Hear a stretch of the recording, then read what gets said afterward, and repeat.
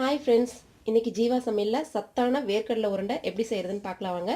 இதுக்கு தேவையான பொருட்கள் 2 கப்பு வேர்க்கடலை எடுத்திருக்கேன், உருண்டை வெல்லம் 2 கப் எடுத்திருக்கேன், பச்சரிசி 2 கப்பு. இதை அரை மணி நேரம் ஊற வச்சு தண்ணி இல்லாமல் வடித்து எடுத்து வச்சுருக்கேன்.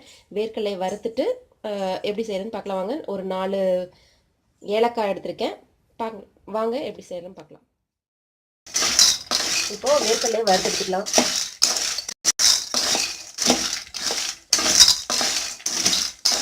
எண்ணெய் ஊற்றாமல் அப்படியே லைட்டாக வறுத்தெடுத்துருவேன்.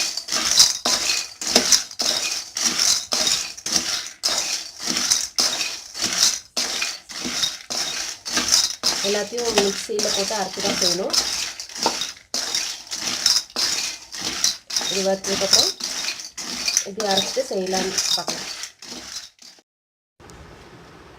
பச்சரிசி, வேர்க்கடலை, வெல்லம் எல்லாத்தையும் நல்லா பவுடர் பண்ணியாச்சு. எல்லாம் ஒன்றா நல்லா கலந்துக்கிட்டு உருண்டை பிடிக்க வேண்டியதானே. உங்களுக்கு உருண்டை வரலைன்னா லேசாக நெய்யை சூடு பண்ணி ஊற்றி உருண்டை பிடிச்சிக்கோங்க. உருண்டை வரும் கண்டிப்பாக. வராதவங்க அப்படி பிடிச்சிக்கோங்க. நம்ம சத்தான கடலை உருண்டை ரெடி ஆகிட்டுருக்குது. இது உடம்புக்கு ரொம்ப நல்லதுங்க. இப்போ கடையில் வாங்குகிற ஸ்வீட்டை விட வீட்டில் இந்த மாதிரி செஞ்சால் குழந்தைங்களுக்கு ரொம்ப சத்தான உணவு. நீங்களும் ட்ரை பண்ணி பாருங்கள்.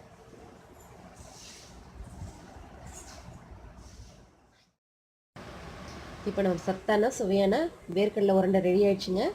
இது ஒரு 10 to 15 நாள் வரைக்கும் ஸ்டோர் பண்ணிக்கலாம்.